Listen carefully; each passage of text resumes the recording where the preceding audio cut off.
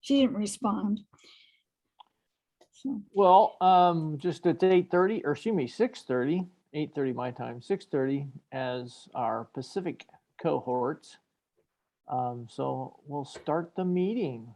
Don't want to interrupt any of the great conversations we've been having. It's really been good catching up with folks.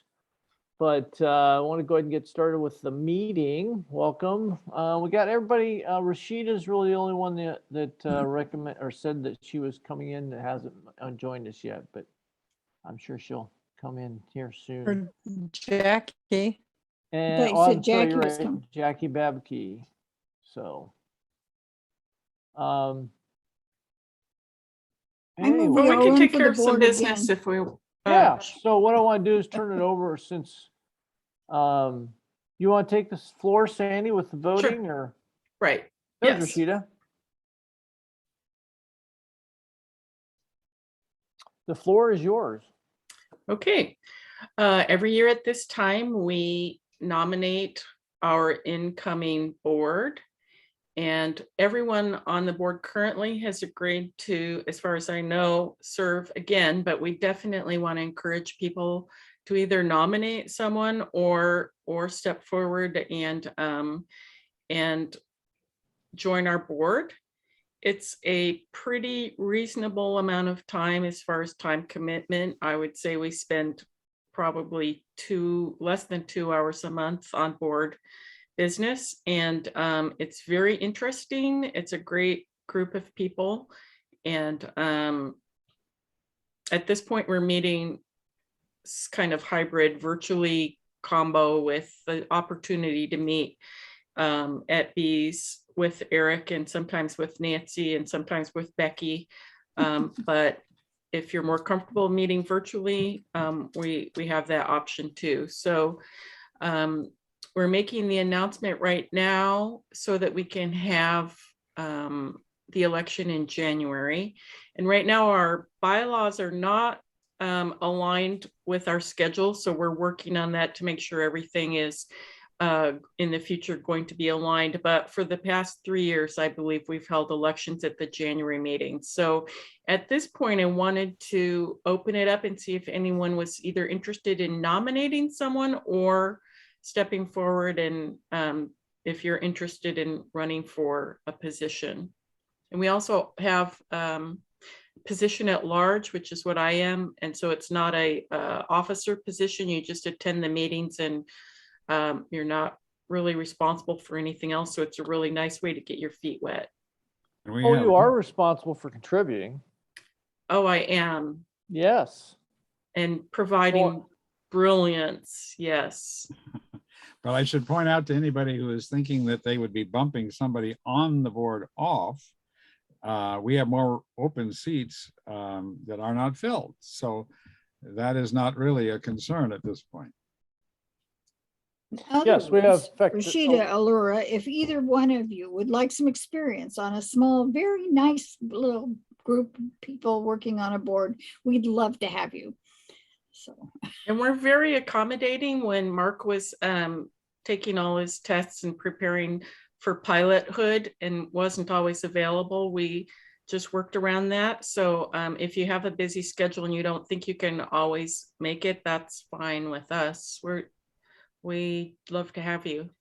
And you can also attend via Zoom if you are not in town and want to do it that way. Yeah, that's what really nice thing about our at-large position is that you get a little board experience, but as Sandy said, no responsibilities. But we want you to. It's all relative. That's true. Yeah, relatives can be. Well, anyway. Yeah, so it's a nice way to kind of, if you have any interest at all in serving on a board, kind of finding out the functions and learning more about boards and nonprofits, please do join us at the at-large positions. If you want to just throw yourself right in there and go for president, please feel so. Oh, please, Feel please free do to do that. it. Yes, thanks for your support. Our board meetings are open to members, so you're always welcome to join us in that capacity as well. But it is nice to be part of the team. It always looks good on resumes and, especially running your own company, that people see that you have some flexibility and some input to other social and community efforts. It does tend to help you broaden your scope. So How's your soap doing, Rashida? What you saying you're doing is it working? I still haven't started it yet. I'm not gonna start it until next year because my life is kind of hectic right now. I'm like gonna be moving in February, hopefully. So I'll be starting it then because in the position I'm at right now, I'm not in a position to make it yet. So as long as keep working towards it. Planning's Yeah, good. Planning I is am good. because I think it's worth it since I don't no longer want a day job. So but since Nancy offered or called us out, about the positions, I was just wondering if there's like a list of the open ones and also what the descriptions are. And then I'm technically not an official member yet, so I think it's probably open to just official members. So those are my two things I had to mention. Well, if you joined in 2022, you'd be official in time for the election. So keep that in mind. As far as the positions go, the president runs the meeting and is the, kind of the head of the operational part of it. And the way we have it set up, our president runs our meetings and manages our list for notifying people and so forth. So the president has a lot of like logistical responsibilities. Our vice president is a backup to that position, and also in the case of our vice president, has a deep knowledge of boards and bylaws and all kinds of things like that, so that we can draw on that. Our secretary is Eric, and he takes the minutes and provides the agenda to the group and tracks a lot of the things that are just kind of the paperwork that some of us have other things to do, and Eric's kind of the master brain for all that. And then Rob is our treasurer, and so he keeps our books and pays our checks and collects money and makes sure that our paperwork is filed with the state, since we are a 5036. Is that correct? 5013. 501(c)(3). C3. 501c3. It's a C6. We're a C6, right. Oh, we're a 501. 6, that's right. Anyway, we're an educational organization, not a nonprofit. And then Becky and I are members at large, which means we contribute to the mental tasks and the physical tasks, and fill in. Comic relief. Yeah, comic relief when we were meeting in person. Sometimes would fill in for Rob, but we just, as a group, are always working on the goals and initiatives of the organization and keeping things rolling forward. Am I missing anybody? Well, we Nope. only have 4 officers, and then Okay. the rest of them are board members, right? Okay, so we have room for other 2 members. more or 3 Yeah, more.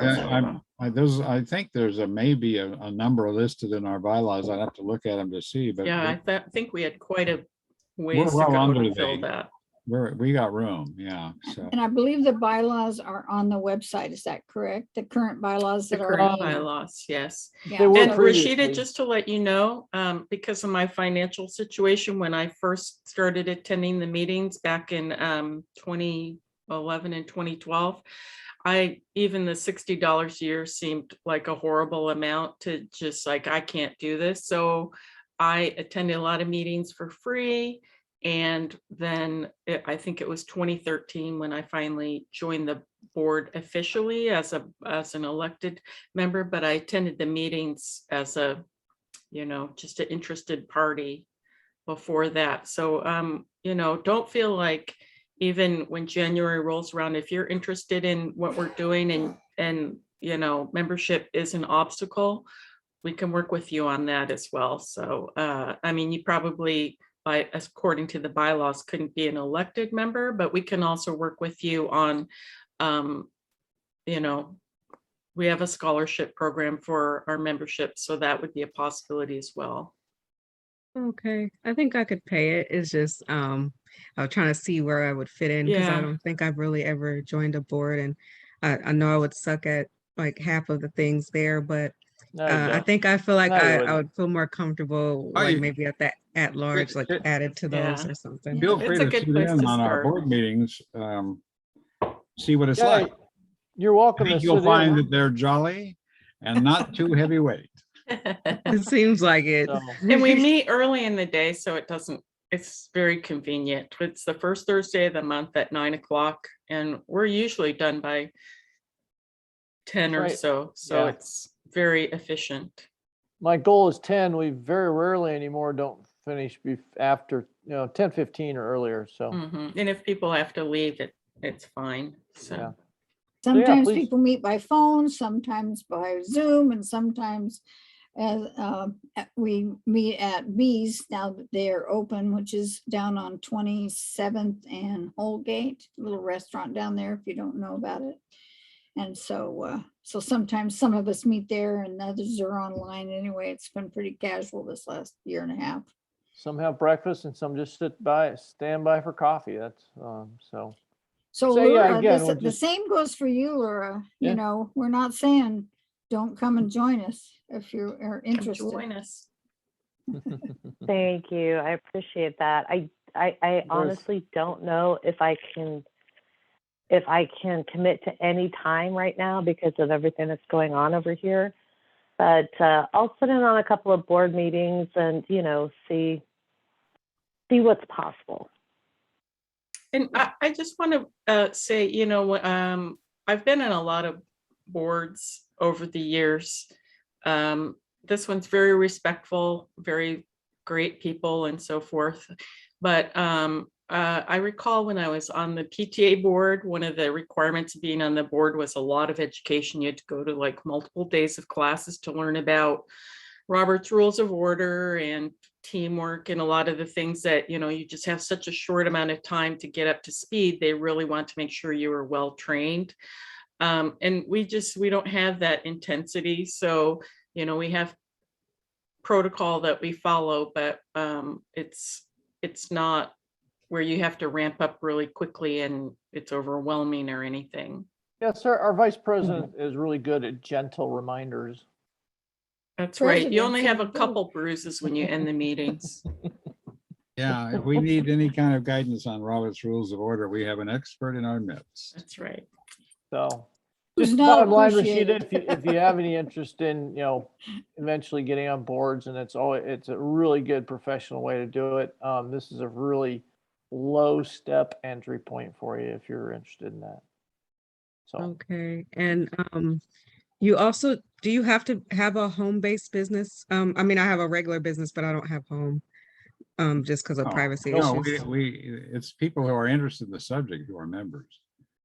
Okay. Some of them would like to start one, some of them are running one, some of them have run one and just enjoy the camaraderie. And some regular storefront people come because it's about small business too. yeah, we've had banks have joined as members because they wanted to focus on small home-based businesses and stuff. But our membership is not restricted to home-based businesses. That's simply our mission and our focus. Anybody's welcome to join and either contribute or learn or support.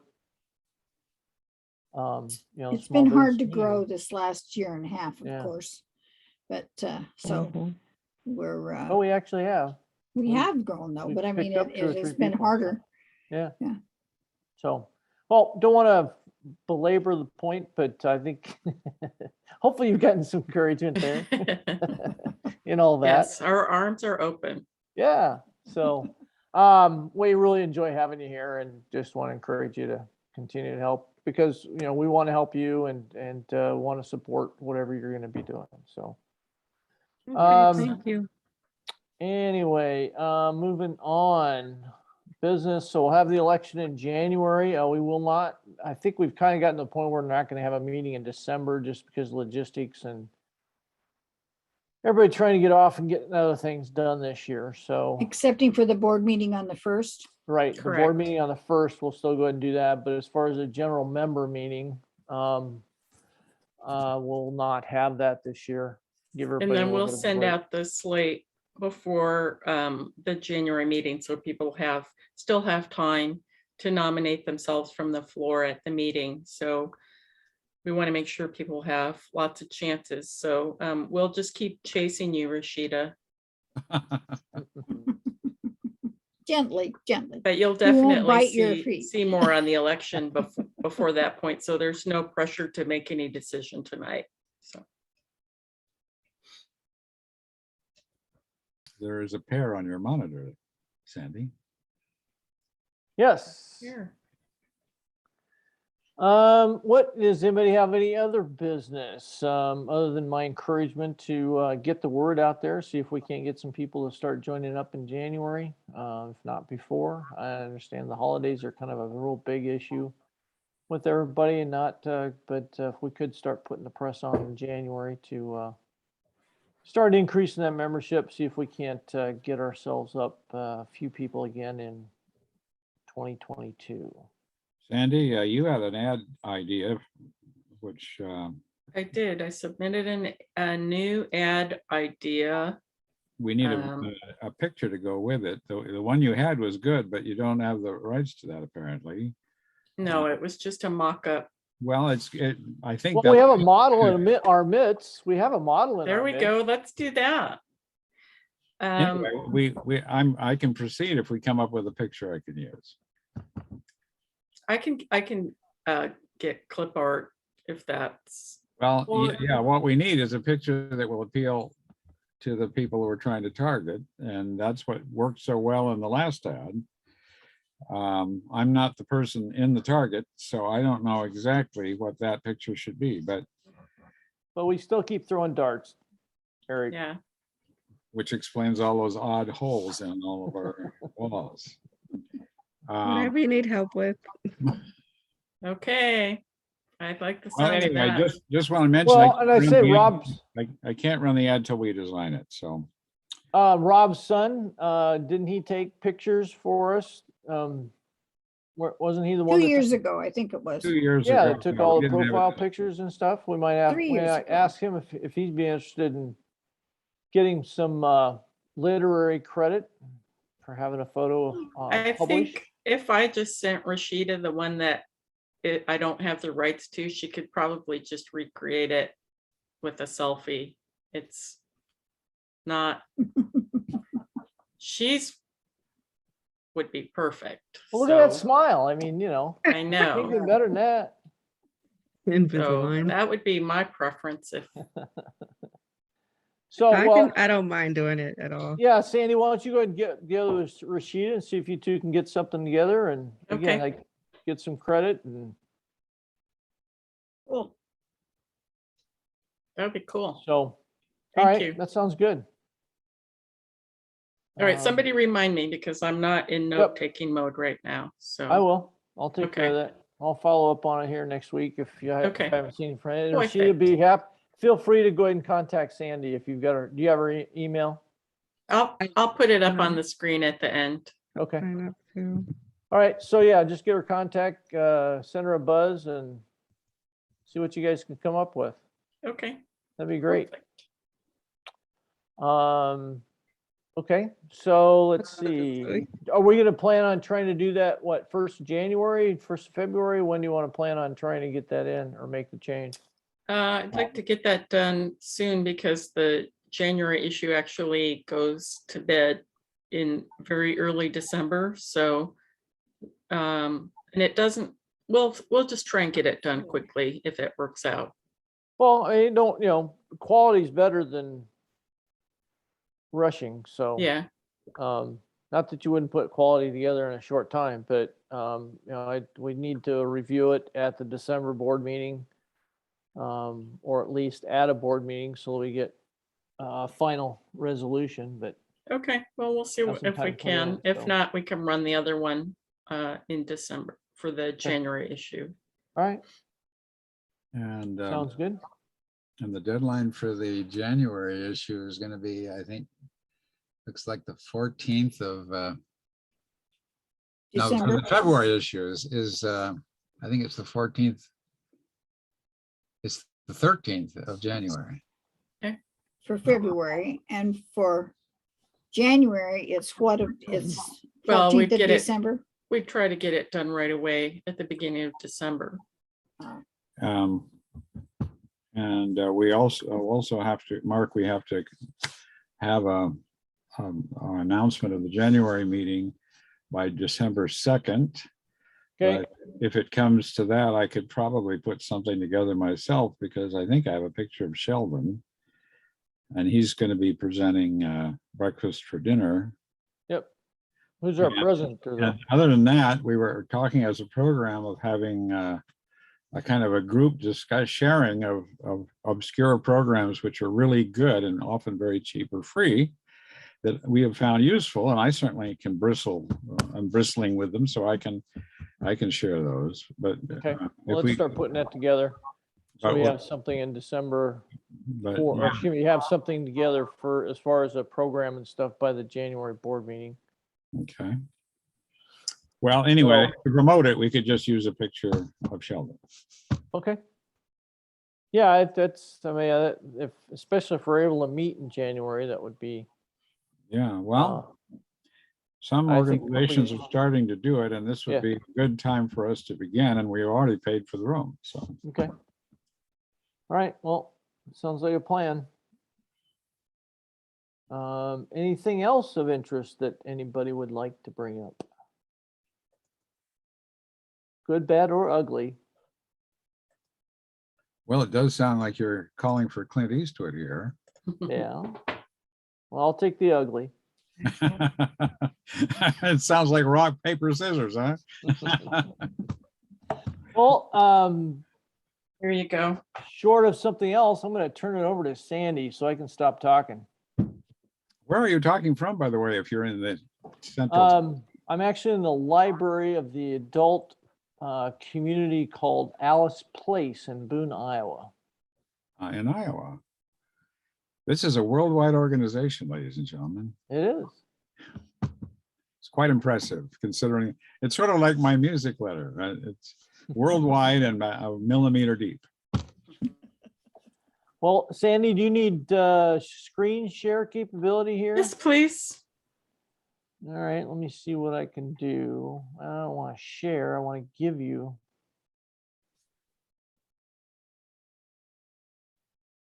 All participants who can start sharing. So much, no one.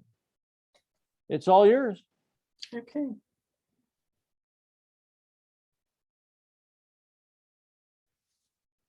All right. I'm never, Says all participants can share, so you should be able to Okay. do it. where are we? View full screen, share screen, share. All right. There we go. Let's Very get good. back to this. And Oh, there's your beautiful picture. there's my pair. Whoops, that's not it.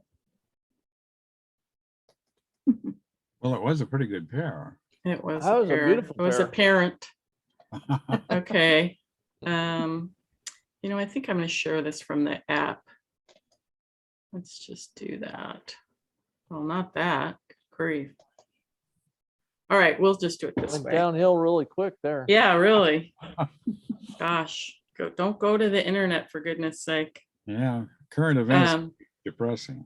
Yeah, so welcome to the Association of Home Businesses. And I have a tradition of presenting in November, which we often have a light turnout, but I love talking about things around the holidays. So that's why we've got a pair. And, this is so disorienting having me. I'm just gonna get rid of me. There we go. There we go. We don't want to get rid of you. You're No, just- we don't. We absolutely don't. But I wanted to talk about, speaking of food, a recipe for a well-balanced marketing plan, because I think some of the things that happen with especially small business owners is that we get unbalanced. We either keep setting things aside because we don't have time, or we're not sure what we should do first, or we get something comes up and we can't quite get to it. And I'd like to just talk about some best practices that I've found over the years. I'd like this to be full screen. Let me just see what I can do here. Next one over. Um, Next one to the right. this There you one? go. Yep. Yeah, I don't want that Oh, Rittenhouse Oh, thing to yes, show ma'am. up though. You gotta hit the square again. All right, let's do this. go to, There we go. there you go. Okay. Much better. Yeah. So, yeah, so I want to just talk about best practices that I've found both in my businesses for myself over the years and for my clients in kind of getting control of marketing and having a good attitude about it and being balanced instead of resenting it or not doing it. Excuse me. So, of course, we want to start with good ingredients. So if we have some components that work well for us, maybe it's our email marketing, or we send out postcards or social media, or run ads in the bee. Maybe we use telemarketing or other methods for reaching out to people and staying in touch with them. One of the things that I recommend is that each year we kind of clean out the refrigerator of our marketing program and we take a look at everything, throw out, or at least set aside what's not working very well. And usually what I do is for my clients is we put together a spreadsheet of everything that we're using. I always recommend that you have kind of 3 big ingredients. So it might be, in the case of my friend Howard, he has telemarketing, social media, and advertising. In my case, I do expert authorship in magazines. And then I always send people to my LinkedIn profile. And then if people are interested in working with me, we have a phone call. So I have procedures around each of those areas.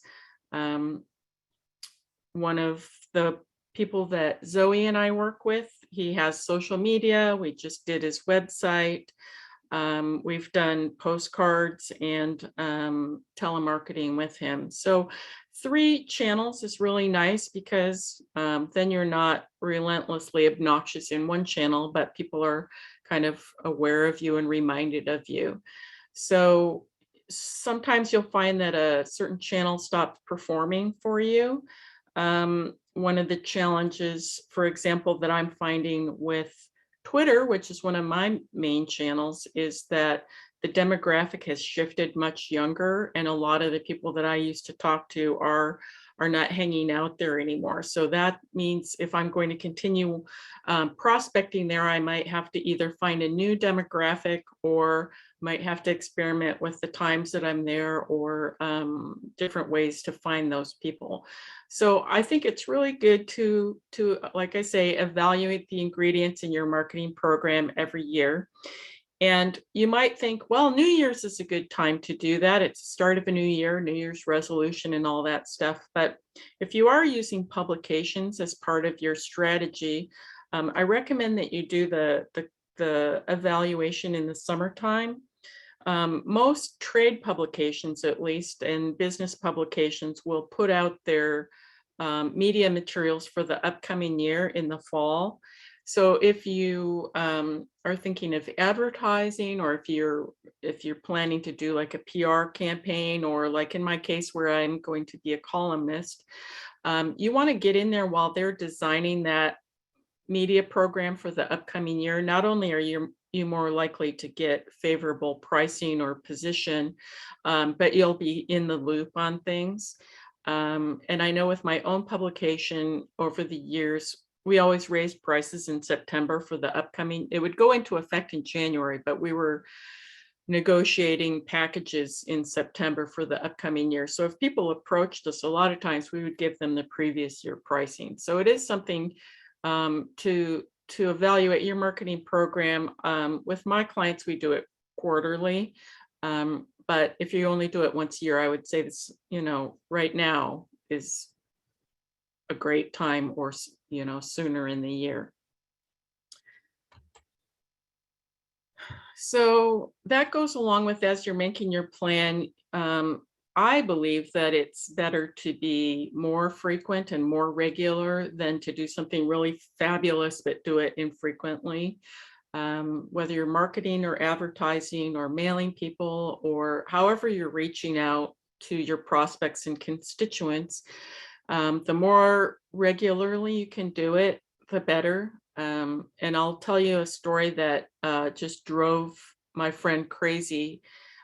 He was my copier salesman when I ran my business, and he would stop by once a month and bring me coffee, and we would chat, and he'd look at my copier, and good grief, top of mind, right?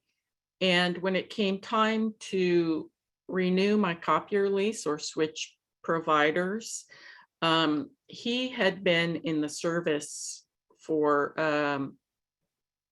it had been deployed overseas, and I think he'd been gone for 3 months before I saw him again. And in that 3 months, here's a guy who brought me coffee every month, and when it came time to renew and change my copier program, I completely forgot about him and went with a different provider. And he was so frustrated when he came back. He said, how could you not give me a chance to quote on this? And I was like, honestly, the stress of having to deal with this, and the confusion and all the things that go with copier releases and so forth. And my corporation was like, is that taken care of? I just completely blanked that I had a resource at my fingertips. So I think that's a good way of telling you that if you have people who are your customers, your prospects, your constituents, your audience, you really need to be talking to them, I think, more frequently than once a month, but let's just say once a month for sure. And not to keep pitching the bee, but if the readers of your bee are your audience, it's such an easy way to make sure that your name is in front of people once a month. And it's affordable, and it's something that you don't have to keep reinventing. You can do it once and let her rip. So keep it regular, because that's what makes the world go round. Now, as far as your program, I believe that simple is the best. You take your great ingredients and you condense them down into a delicious stock. If you start with yucky ingredients and bad processes, you're not going to have something wonderful and high quality. So you want to create a program that's a good recipe. You want to have accuracy, quality. These people who are hearing from you once a month need to know that what you're putting out there reflects well on you, and it's, you're not putting out typos. You're not, one of the things that I work with a lot of clients on, and especially so right now, is being very inclusive in your verbiage, in your marketing, in your photos, and not just showing, the stock picture of, the white man in a suit at his computer, and you just say, who is that? Who is that for? What does that say? So all of my clients, it's like, who's in your audience? Let's really reflect who we're trying to talk to, and be more inclusive, and pick the highest quality options, not just some cheesy picture. So whether it's your verbiage or the articles that you're quoting when you want to send somebody a resource, in every way, you just want to really reflect the best of you. This is your opportunity to show your integrity, to show your values. And, there's just so much junk out there. So pick the very best things and create a workflow that, like I say, is accurate and reflects well on you. So that being said, a lot of us are using content as a key part of our marketing program. So the content might be an article that we've written or an article that we've shared. It might be graphics. Like I said, Zoe does these amazing graphics. If you need social media fun, she's just so creative, very eye-catching, different. Again, with the inclusiveness, there's just so much out there that's cliche. And if we're, a lot of marketing is intruding on people. I hate to use that word, but, if you're going into their inbox or you're calling them on the phone or you're approaching them at an event, you are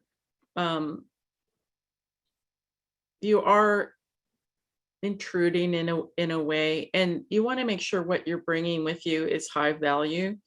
So I just want to remind you, as you can plan out your year or your month or however you're setting up your program, but really be pulling from your best quality options.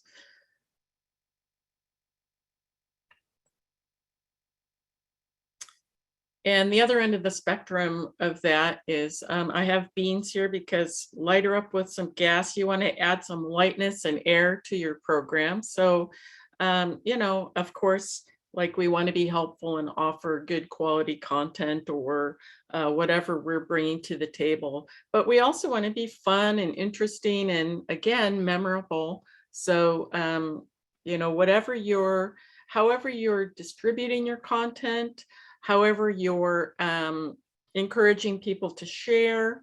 And again, back to these great graphics by Zoe, they're so shareable and they're so fun, and they have these little zippy, sometimes little audio components and so forth. And those are the things that not only elevate your content, but propel it. So that's a very important, people are busy. So being fun and elevating it helps. So I have this squash pumpkin here, and it has the word impervious. And I think it's really important for you to realize that marketing, you're putting yourself out there when you're a home-based business, and it can feel very, you can feel kind of exposed, especially if something's not well received, or let's say you send an email newsletter and someone's kind of snippy or catty and replies to you, or they unsubscribe. And so you have to develop a bit of a thick skin about what you're doing. You just have to, again, develop a great plan, execute it, believe in it, bring your best self to the table, and then kind of have to leave your ego behind.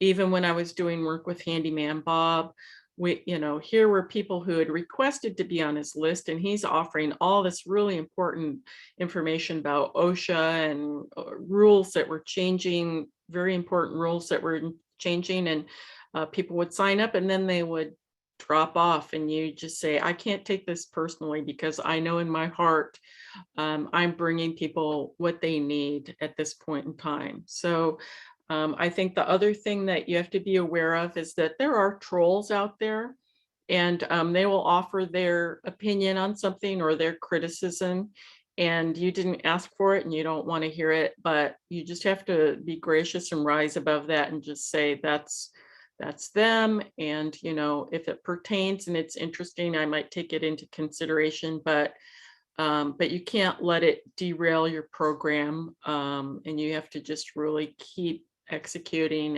and rolling forward.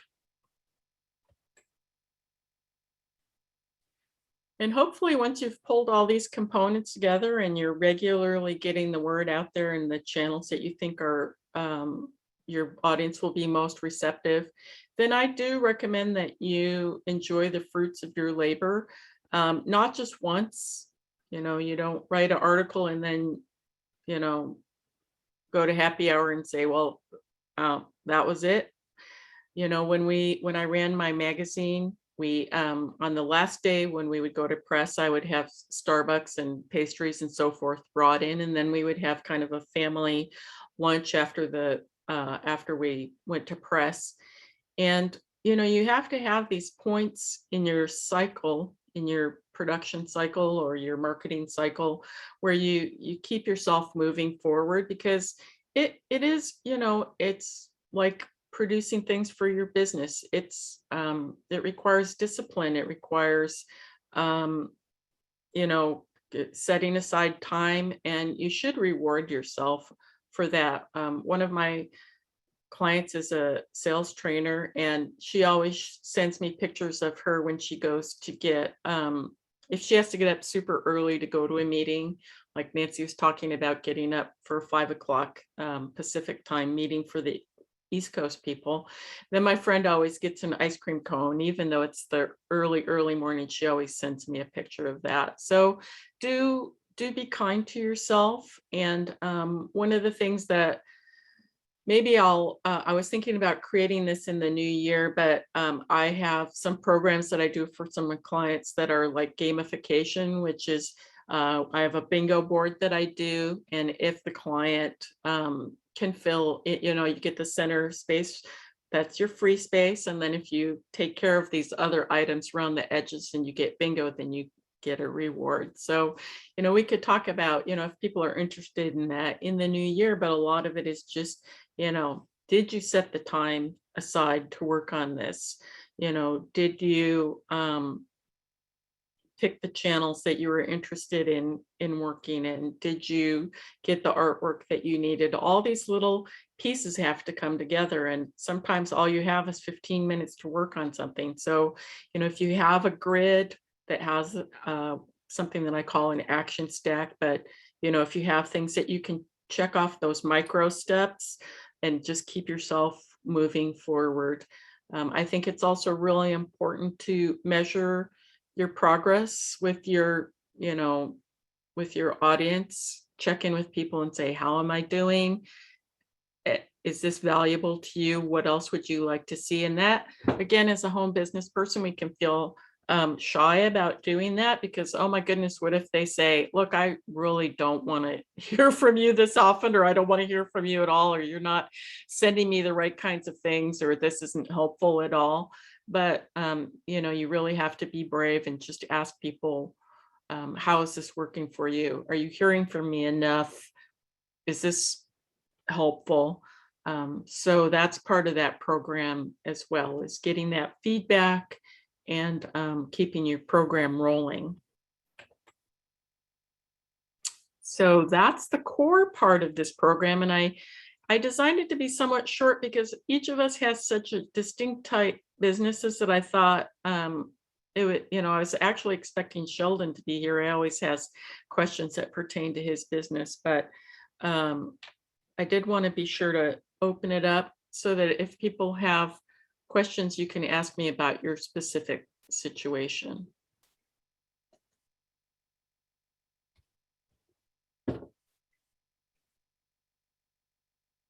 Any questions? Thank you, Sandy. In one of my businesses, the music letter, my problem is not that there's anything wrong with what I'm doing, but that the number of potential clients is gradually disappearing, because what I'm doing is providing information with which people can program their radio stations. And with the Communications Act of 1996 having taken the lid off ownerships, the landscape in radio is dominated by big companies that own bunches of radio stations in the same area. And instead of trying to compete with each other, they start playing cards and discarding one station against another station to hurt the other guy's station and that sort of thing. And basically, they're not that interested in actually being competitive in the format that I am doing.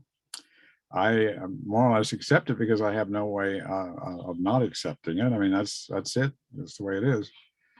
But it doesn't give me too much opportunity to find new subscribers. That's a marketing problem.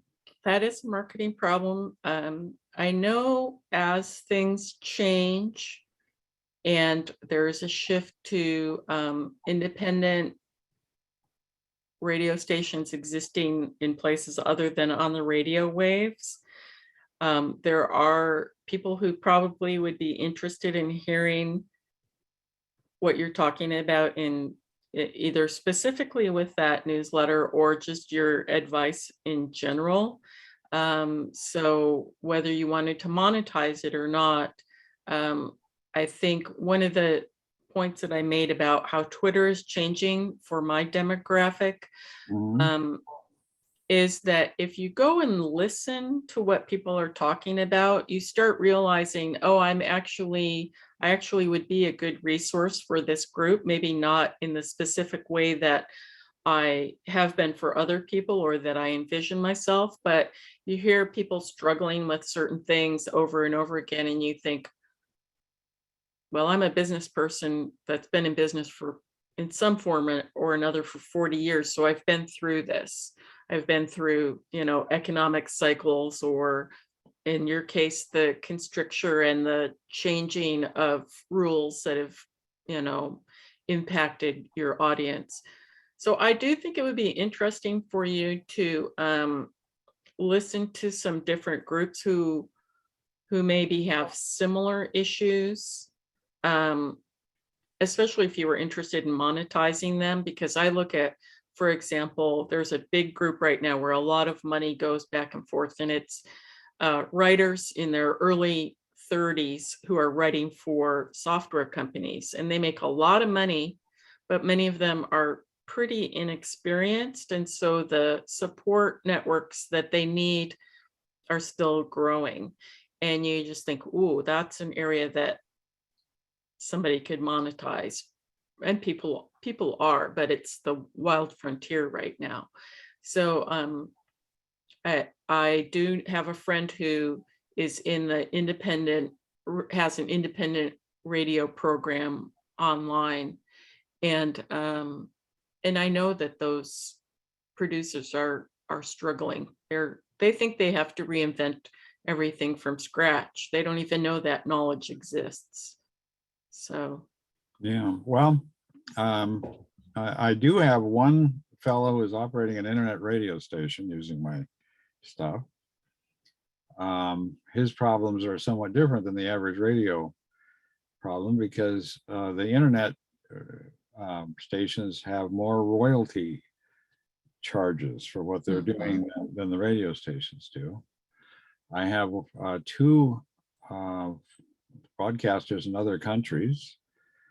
One who's fairly new in New Zealand, but he has not paid for his renewal, even though he went on automatic renewal. So I'm going to have to try and see what's going on there. I have one subscriber in Namibia, in South Africa, who has been with me for probably 15 or 20 years. nice. And they're still using it. Well, and I think that's another place where you're going to see some growth for your audience, which is Africa, because their infrastructure is changing right now. And again, people will have more access to online programming. And so I think it would be interesting for you to listen in on some of these challenges that people are having, and just say, maybe I create a new newsletter for these people. I monetize it in a different way.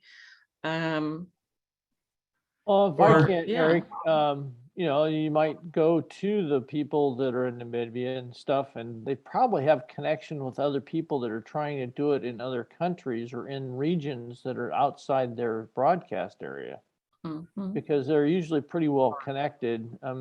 Just knowing a lot of the new music people, especially when they're a very niche market or a niche musical genre, they're all connecting over the internet, and they're trying to start up things or are actually operating things in their area. And so, you might help just have a little talk with them and say, hey, who else are you talking to? Would you mind promoting my letter to them? Or, those kind of things. At Mhm. least find That's a out where great your idea. marketing needs to go, because there's obviously a need out there because people are doing it.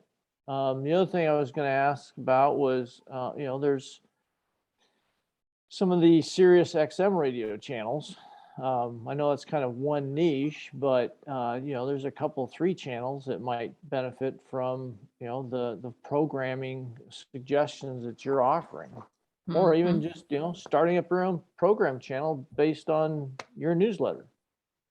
Well, basically, that's how I developed the newsletter. I was using this information to program radio stations, and they were all top radio stations. There's a platform called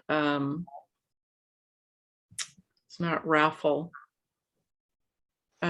It's something like that. But basically, if you have information to share with a demographic, you can look in their directory and you do like your own little radio show for these listeners, and you develop an audience around it. And so that would be an interesting place to go looking for people as well, because they're already oriented to audio. And many of them are of the radio genre because they're former announcers or whatever. And then the other interesting place that I found very creative people is I belong to a group of aspiring actors, screenwriters, directors, producers, all aspects of movie production. And again, there's a whole audio sliver of that group, and they're just hungry for content. So, even just being able to talk about the discipline of production or whatever there, I think, again, it's just testing some of these audiences to see if something, do they like me? Do they like what I'm bringing to the table? Can I create some content for them? And then once that starts to grow, then you say, can I monetize it? It's a little bit hard to monetize on the front end if you don't know whether they're going to respond or not. So I say just like start getting into some of these groups and seeing who's interested and who's responding. If I may bring up another very similar portion of the music industry that came across this several years ago, the vinyl portion of the industry. Years ago, everybody's like, CDs, vinyls are out. It's, it's a dead industry. Nobody's going to do it. So therefore you need to get out of it. It is the biggest booming part of the industry today. Mhm. There are lots of bands who are actually going out and distributing only on vinyl because of not only the people that are on or interested in that, but because of the sound and tonal and the capabilities of it. I think people are going to find that out about radio too, because even though internet radio is kind of convenient and, they're trying through satellites to provide it worldwide, it still requires a lot of overhead. You got to have a cell phone, you got to have a cell phone license, you got to have a membership, you got to have all these monthly fees and everything else. Whereas, over the way free radio doesn't require all that. In fact, the transistors are very, very small now and cost nothing. So I think you actually could be the revival of radio by going through and pushing that, your newsletter, or at least helping people get radio started. And it might start from third world countries because they're the ones that have the need. As a matter of fact, there's an interesting commentary by a fellow who actually follows my stuff and has been helpful to me from time to time, who actually is well known in the business. that just came out, and he's found a new way to make a point I've been trying to make for years, which is the idea that people have stopped announcing records, taking the personality out of radio, the live staff and everything, is taking out the thing that makes radio work. And I'm here, I'll give you a link here if you're interested later. He does a commentary in which he compares it to the abandoned mall. Radio without personalities, radio without content. So I'll put it there in case you're interested. Thank you. Mhm. Any other questions? I think Nancy had asked a question during our board meeting about formatting for email newsletters. And are you still interested in having me touch on that? I just had a comment about your presentation. I really liked it, and I like the way you put it together with these food, as if you were talking about food and nutrition and stuff. It was cute. The thing about the imperviousness, I think that's an important one. There were a couple things that hit home for me. That was one of them. And I'll share an anecdote about that, which is, and this isn't my own marketing, but I had the experience this year of working to try to do stuff on behalf of, I was a staffer for the Woodstock Community Business Association. And Nancy knows, what goes into running a business association. It's a lot. And the board, I felt, wasn't as engaged as it should have been, for a good reason. They're business people, COVID, whatever. But I learned a whole lot just by doing it and trying it and getting the communications out there. I had this one funny experience where I was advertising our annual meeting, which was going to be virtual. And I grabbed a clip art that showed people like toasting through computer screens. It's like, we're going to meet virtually, but we're still going to be celebrating, And somebody on that email send unsubscribed, and they actually wrote a comment of why they unsubscribed, and it's like they said it was too spammy. And it just threw me for a loop. It's like, here I am trying to and I think that it's a constant lesson for me, the consistency, the regularity, because I just put everything in one big, effort and shot and get it out there, and it might be impressive. People this is the best ever, but I'm not doing it regularly. I'm not consistent. I'm not concise. I'm not, and I find that some of the things you were talking about around Twitter and stuff, today's trying to communicate with your audience today. I don't have to worry about it so much as a self-employed person, because I have almost enough clients to keep me busy, and I'm doing okay for myself. At some point I might try to put more of a public face on who I am, but just trying to communicate with that audience, which should have been relatively simple, because I saw my audience as being the local business people. And what I determined was that it's a personal relationship. You need to get to know those people in person. You need to sit down and have coffee with them, like that book that guy wrote about having coffee. Hanging out for a living. And I didn't feel like that was necessarily my role.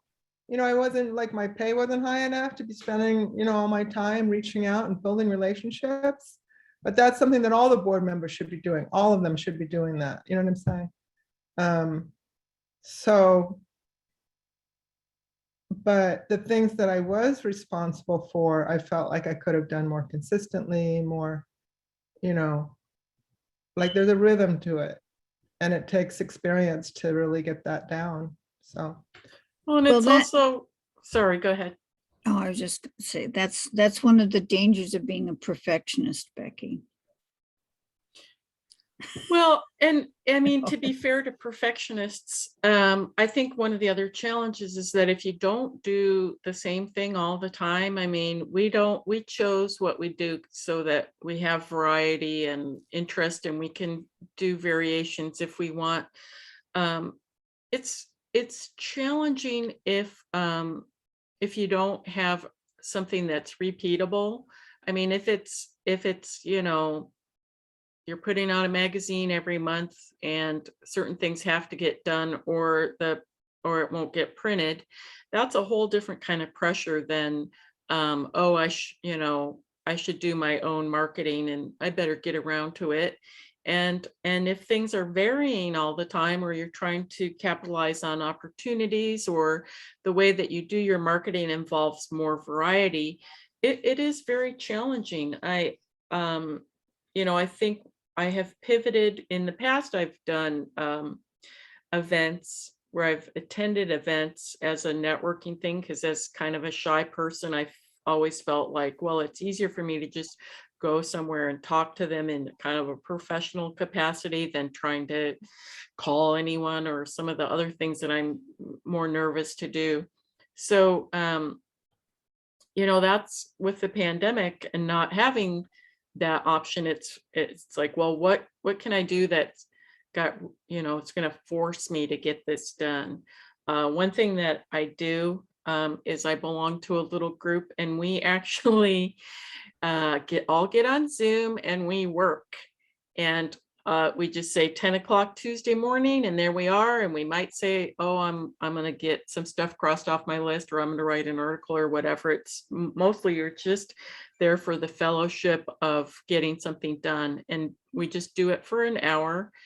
I try to get my phone calls done. So obviously I'm on mute. We're all on mute, but I don't really like doing phone calls. So having the support of a group that's getting their own stuff done is really helpful. And then, you know, bong, the 1 hour timer goes off, and then we just say, I'll say, you know, I got my 3 lame phone calls done, because I can't do any more than that in an hour without freaking out. But that's been really helpful. Again, that bingo board's really helpful. One of the things I did when I used to, you know, it's weird, I used to actually call people for ads, and but I'd have a big chart, and I would just, every time I would call for a classified, I'd color it in. If I called somebody for a directory ad or a display ad, I'd color it in. And my goal would be to have like a continuous black line. You know, it's kind of like when they say, if you're trying to quit smoking or do running every day or whatever, just like not breaking the chain and coloring it in every day is motivating. But you have to kind of trick yourself into cooperating with yourself. And it is hard when you get thrown off your game, either by, like you say, you know, somebody who makes a poopy comment, and you're like, well, I know I'm not going to internalize that, but still, you know, it's like, hey, I'm, you know, part of what I do is for the common good, and you guys are being, you know, not helpful here. So Yeah, I just find the whole world of the internet and social media, and I know how it is for me, constantly being bombarded with ads and come-ons and promotions, and, you know, not just to sell goods, but to sell ideas, you know, and to get people to act or get people to contribute to a campaign. And it's just like, it's coming at you from all sides. And I think I'm not the only one that's tired of that. And so how do we reclaim our I don't know. I mean, I don't know, how do we back up from that? Because I think it's not good for our, it's not a healthy culture. And then you find out that nobody's getting the messages that you're taking so long to craft, because they're just going to the promotional folder that Google pre-sorts for them, first of all, you know. I buried do in all think, the, you know, dozens of other emails. right. It's definitely a good time to evaluate your channels, and maybe pick a channel that's not so busy, or that people aren't so judgmental or protective of. And, you know, for a long time, people weren't too protective of their email. They didn't care if what you sent them wasn't exactly the right fit. But these days, people are pretty swift to unsubscribe if it's not useful or doesn't make them feel good. And so it might be time to pick a channel that people don't feel so protective of. Certainly it's challenging to use the phone. Nobody picks up, so you better have a good voice message that's memorable and motivates people. But I think the other thing that, you know, again, with it being so crowded out there, is this is a really important time to take a look at, like, what's my higher purpose here? And maybe consolidate down all the things that we know we're good at, that we could do, that we could serve in that role. But ultimately, you know, whether you're thinking, what would my obituary look like? Or, you know, how would people say that I contributed to the world to make it a better place? And to work more on those kinds of projects, or serve in that capacity. And I think that brings, it helps with that feeling of imperviousness, for one thing, because you're less likely to take something personal if you really believe in what you're doing. But also, when you look at service to the world, I think, you know, like in the case of Eric, it's like, there are places in the world that really would benefit from hearing his wisdom. And the same with you, Becky. It's, you know, it's like, maybe there's a smaller subsection of the people you serve, or a broader, different section where that audience is, not only do you get personal spiritual satisfaction from serving that group, and you think, I would do this for free, I love them so much, but they love you so much that it uplifts you, and you wake up each morning and you say, I can't wait to do the work that I can bring to my friends. And I know in the case of you know, I have clients and they write me the check and I just go, well, that paid the mortgage this month. And other clients where I just, these are some of the ones that I do the, you know, work time, where we just log on together as friends, and you just say, I can't wait. It's Tuesday. It's 10 o'clock. I can't wait to see my friends and spend an hour just working on our own things. I can't wait to inspire them with my presence, and they inspire me with their presence. So, you know, I know we all go through these things as home business people. What is my purpose? Why am I in business for myself? Why do I bang my head against the wall doing this?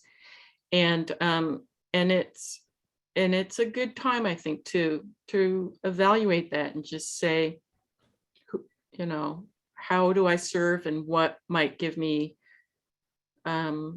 more fulfillment? And certainly everybody knows in November, I always say it's time to raise your rates. So just a reminder that if you're not, it's that people are always like, it's the pandemic. And it's like, we've got inflation. If nothing else, my goodness, you should be raising your rates, at least the price of gas. I paid $4.39 a gallon the other day. And I thought, well, that's a good, probably 30% more than I had put in the budget for 2022. So yeah. And if you don't feel comfortable raising your rates, you know, again, let's take a look at who we're serving and who would be grateful to pay us more for the value that we bring.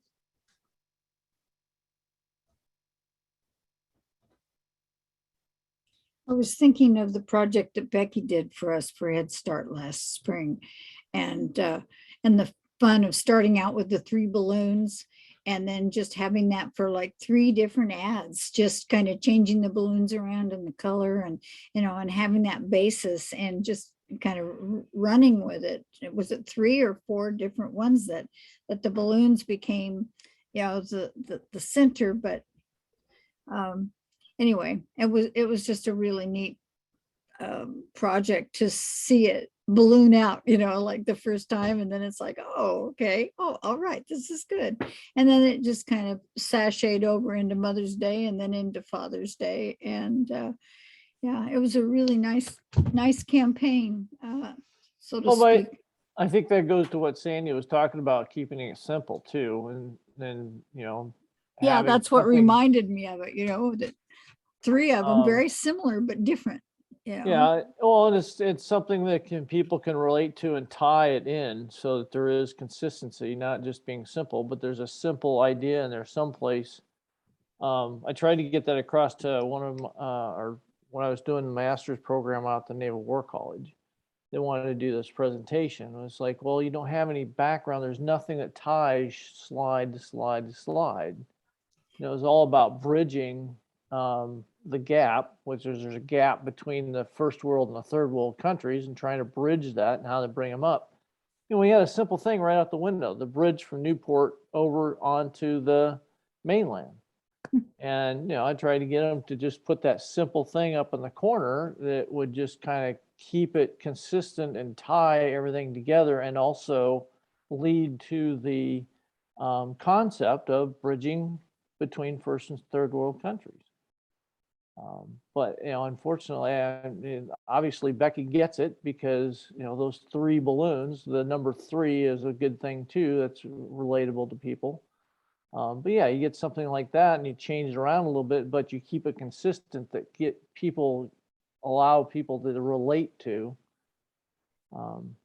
Yeah, I can't really take credit for that because I think Nancy was the driver of all the ads I did. She just brought me the opportunity. And It's all But about team. I could never have drawn it. All I could say is, what about this? And Becky did it. So don't undermine yourself, Becky. And this is I just want to give I was complaining about the internet and stuff, but it is amazing the resources that I have been able to find, because that was a tutorial that I found just, with a quick search of how to draw a balloon. And, there were probably multiple ones out there, but I chose that one. And even what was really cool about it was a pretty good, well done tutorial on YouTube. But there was some missing piece in the instruction. And the comments, because it was on YouTube and there's people that are commenting, they're like, somebody figured out what was missing and they put it in the comments. So I was able to complete the assignment and get the balloon done. And then I found it was pretty easy to change colors. And so what I'm saying is I was kind of flying by the seat of my pants, but I found all the help that I needed out there in the wider world. Well, you go to marketing, one of the most successful marketing campaigns is Where's Waldo? Mhm. It's a very simple concept to, find this person that's someplace in the picture, but it draws people in. They want to be a part of it. And everybody know who's Waldo. Everybody now, probably pretty much in the world, knows who Waldo is. I don't. You don't know who Waldo is? I know the Who's Waldo things, but Where's I didn't know Waldo? it was, Yeah. I didn't Well, know yeah, it was an actual person. But if you say Where's Waldo, everybody gets the reference. Okay.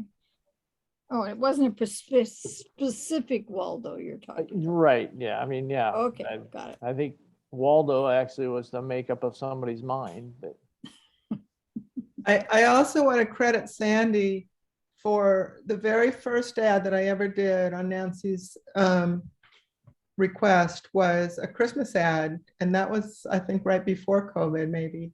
We did something for the Hawthorne Business Boulevard Business Association. And I remember being at an AHB meeting and we're there in Sellwood, and Sandy just it was like 10 seconds. She drew the outline of that ad.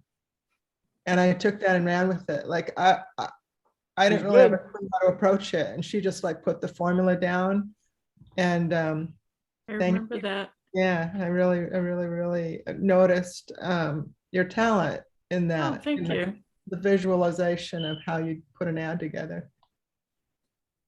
Well, one thing I do want to, I don't know if people have any other questions, but I do want to throw this out there. I mean, I'm very bonded to all of you guys and I want you to succeed. And I'm always available to either bounce ideas off of, or if you want to have a work session where we just log on and, you know, hang out and get our stuff done and be accountable. But also some of these things that I have had many years of practice in creating a disciplined marketing program. So whether it's, you know, taking something that's kind of your free form program right now and getting it into more of a container and slicing off the stuff that doesn't belong and making it more predictable, or looking for some new audiences that might either appreciate you more or pay you more. It doesn't have to be your full cadre of clients, but it might be one or two who can kind of compensate for those that you're doing some love work for. But and I know Mark can relate to this because he's a disciplined human being. And, you know, I think both of us have just had a lot of practice in our work over the years where we are used to refining other people's ideas, just how our brains work. So for me, and I know for him too, it's just very fun to, you know, if you're thinking, oh, you know, I've thought about approaching this group and I'm not sure how to do it, or, oh, I'm thinking about adding this element and I need some monthly discipline to compel me to get it done.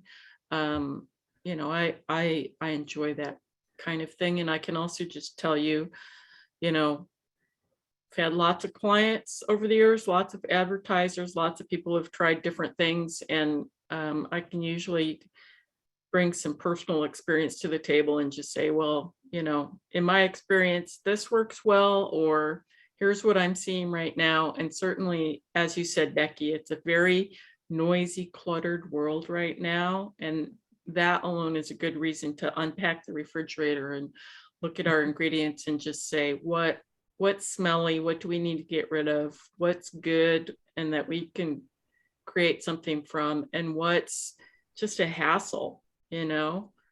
For me, I don't need saffron. Yeah, maybe everybody values it. Doesn't do me any good. Get rid of some of this stuff that makes us feel guilty or ashamed because we're not maximizing it, and just do something great with what we have. What about turmeric? It has to be encapsulated.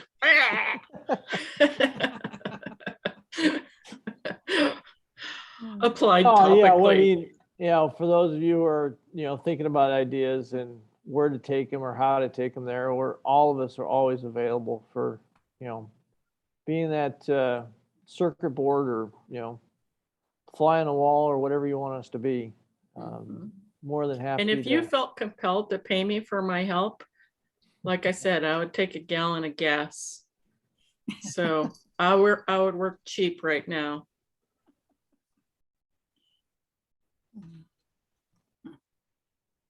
So Anybody else has anything else? Any other questions?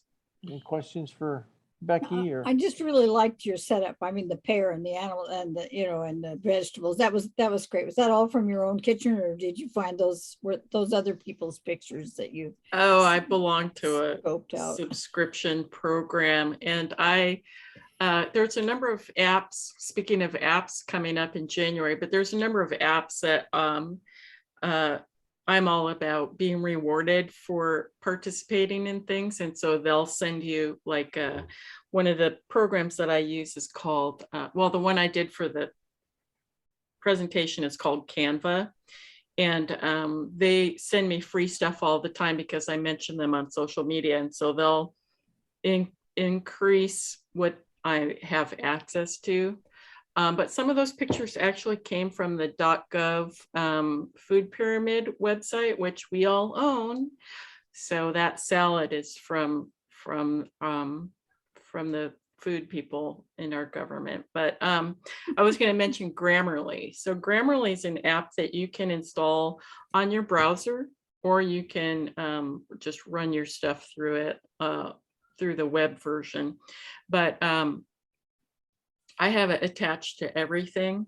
Privacy, oh well.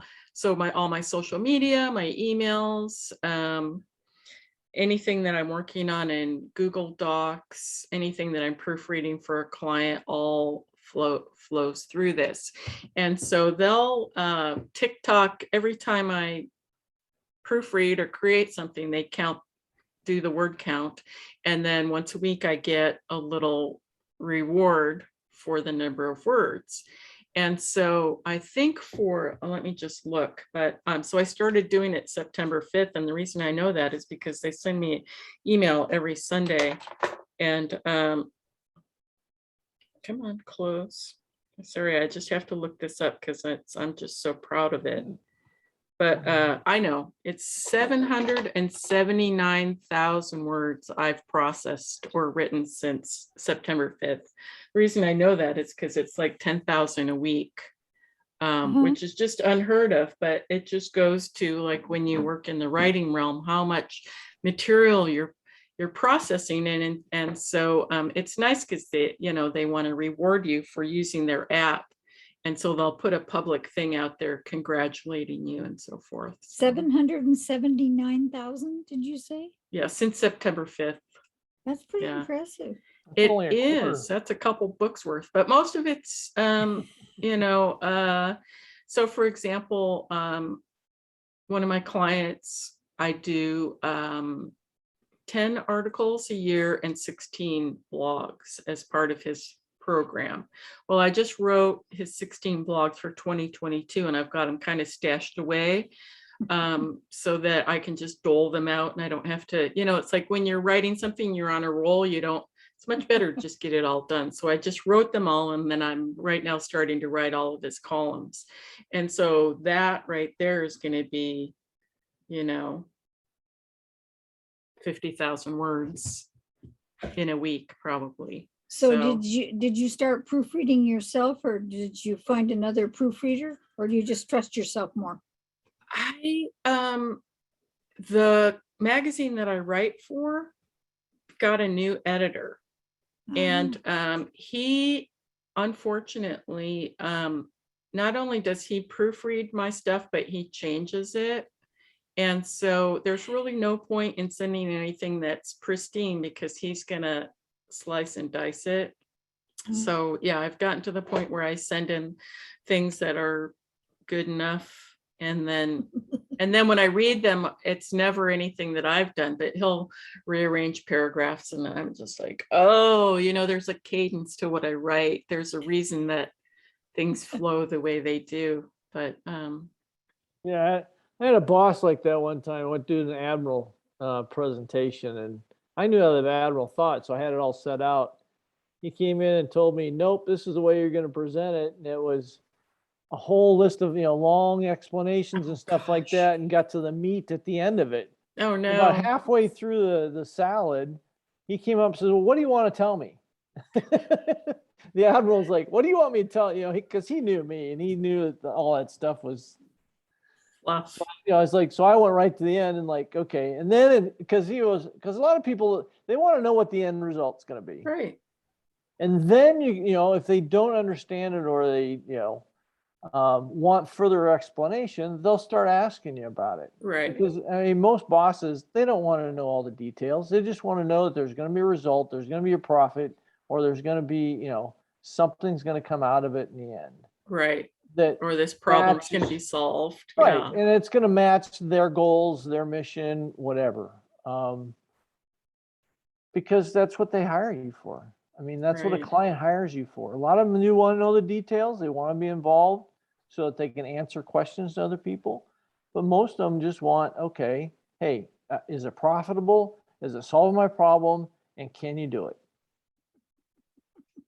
Well, it's always interesting when the way that your writing gets rearranged, and it's like, not only does, like you say, this is not what the audience wants in the order that they want to hear it, but it doesn't fit the way I present information. So yeah, my son Ben actually proofread a couple of these, and he said, let's this is kind of funny.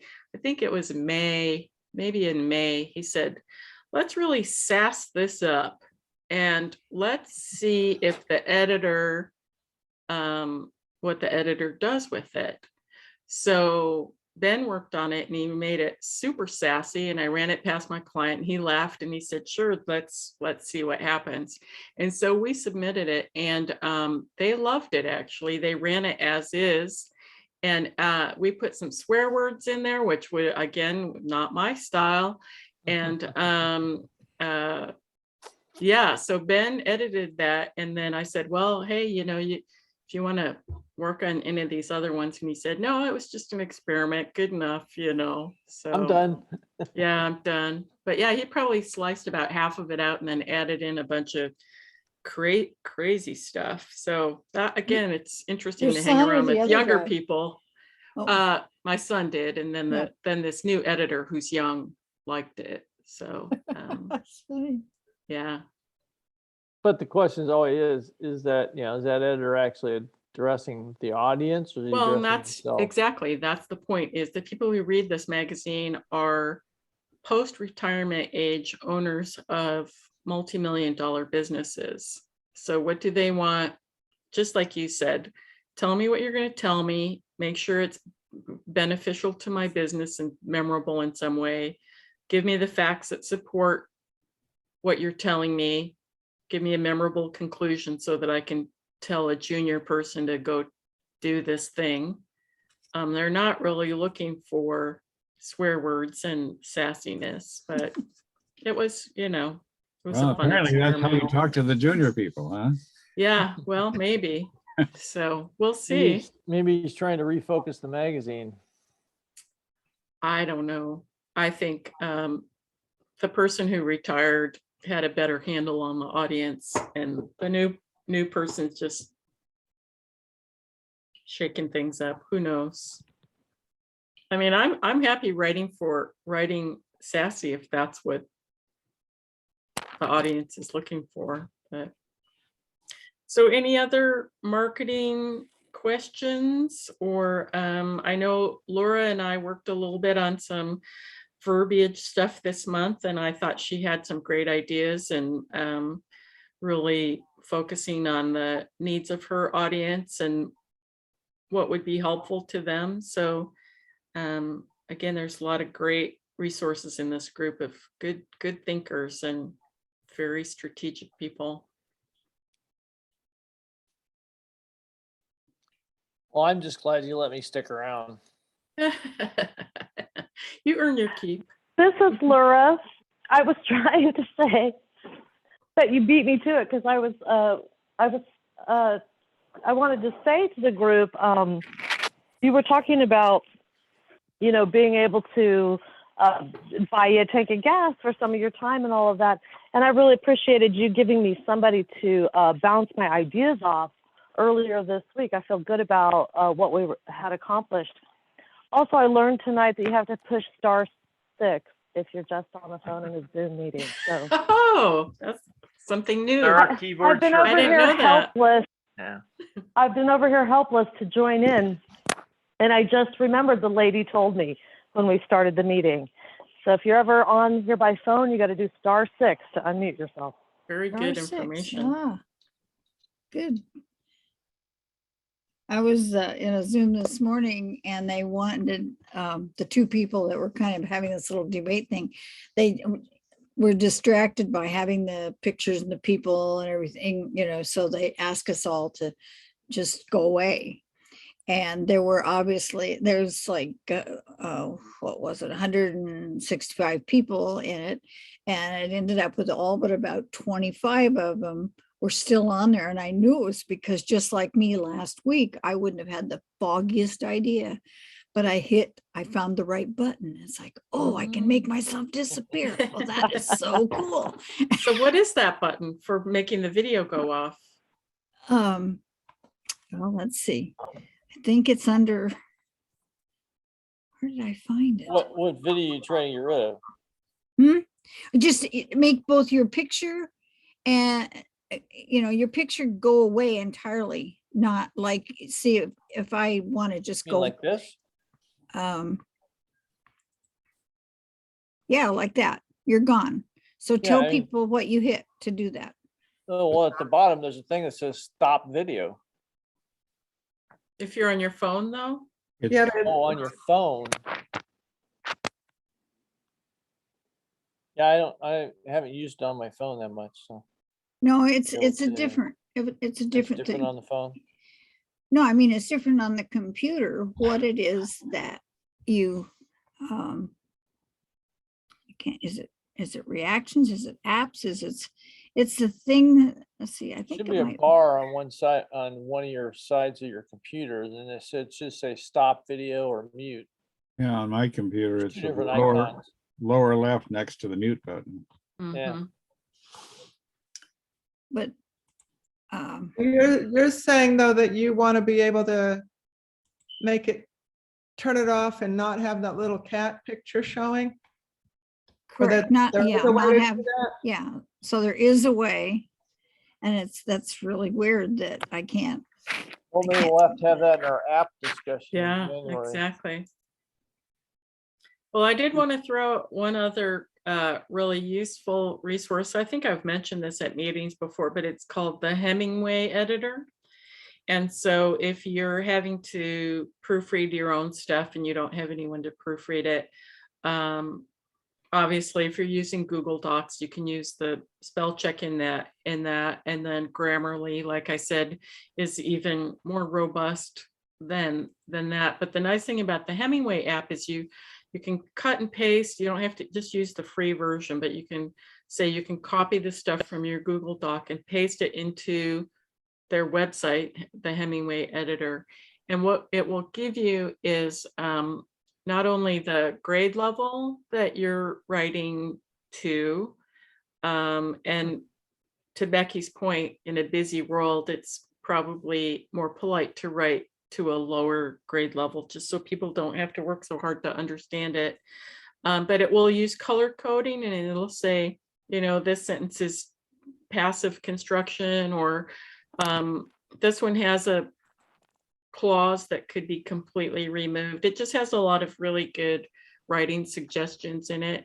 And all I would say is, if you're using the free version, after you've made all your edits and so forth, you do need to copy it and then paste it back into your original document, and it will keep those highlights. So you'll need to change it back to unhighlighted. But as a another perspective on your writing, I've found it to be very helpful. Well, it tends to help you learn how to make yourself Right. a better writer. That's a too. good That's the point. nice thing about Yeah, it. that's especially with Grammarly. I find that, like, when I'm writing an email, I'm just more cognizant of some of the things that they'll flag, because I want Yeah. the points. I want the reward. Well, I have an editor. I have an assistant editor for the newsletter I do for the ski patrol, and she's always like, "Well, why don't you just accept all my stuff?" It's like, because I want to learn what you know. Right. And so I actually go through every one of her edits that she makes. And, most of them are, it's like, she changed red to yellow or something like that. Not a Yeah. big deal. But every once in a while, I'll catch something that's like, oh, yeah, well, maybe I need to start paying attention to that. Yeah. 'Cause it would make Well, my and that's a writing- good point, because I was looking at one of Zoe's blogs, and she's such a good, interesting writer and so forth. And then I thought, I don't know if it would be useful to her, but as an editor, it might be interesting to just go through and kind of verbally say why you flag certain things, so that if a person did want to learn, or if you didn't agree on something and I kept flagging it and you kept dismissing it, at least you'd understand where I was coming from on it. Like, I'm flagging this because of whatever. So being I think Eric can relate to this too.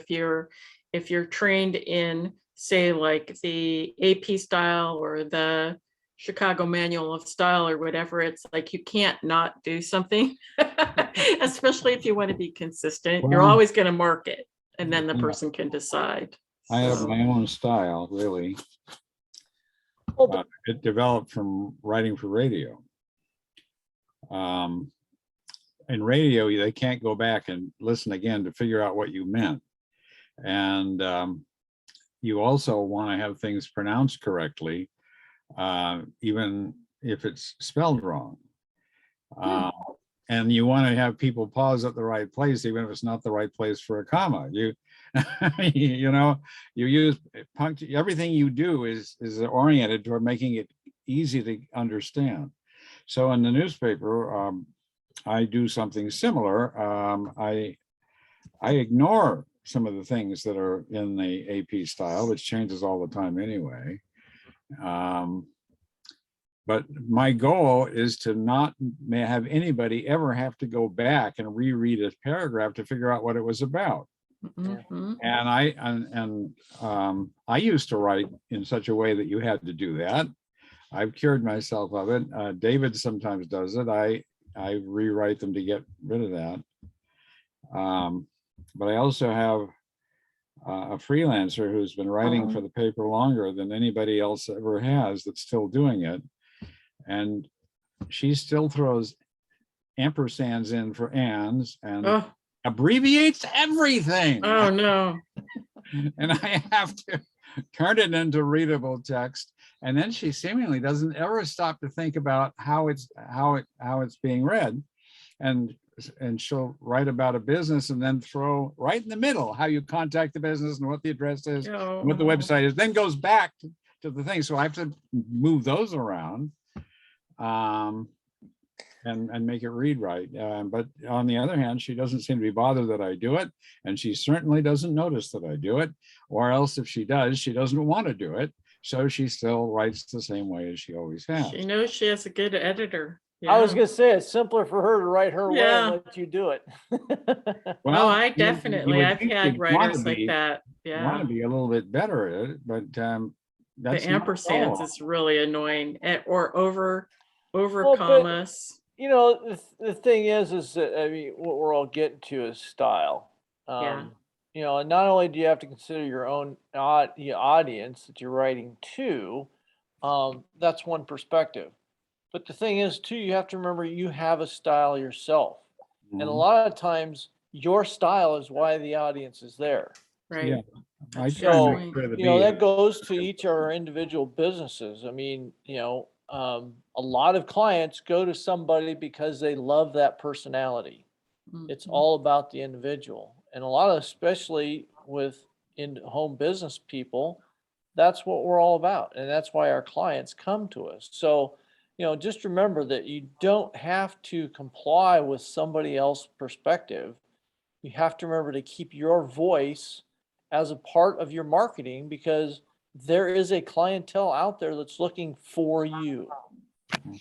They're That's a not really looking good for point. they're not looking for Chicago style. They're not looking for Eric style. They're looking for your style. And so, you know, don't give up on it, because there is an audience out there in Namibia that wants to read your stuff. And by golly, they do. Nice. So, all right. Well, does anybody have any other questions for Sandy? Great presentation, Sandy. It's Excellent. always a joy you. to listen and interact with you and see that lovely smile. Thank you. Well, I enjoy presenting to this group the best of everybody. So thank you for allowing me to have my November tradition. I appreciate it. We love your November tradition. And so no program in December. January, we're gonna have breakfast for dinner. In February, we're gonna have our accountant or a CPA. Yep. So that'll be good for our small business people to see what tricks he's got up his sleeve. And if I ask, just kind of get feedback from all of you that do attend on a regular basis, is it actually much maybe more incentivizing to call this a seminar rather than just a meeting? Well, of course, seminar sounds so dry and professorial, it might would Does it? rub some people off of it.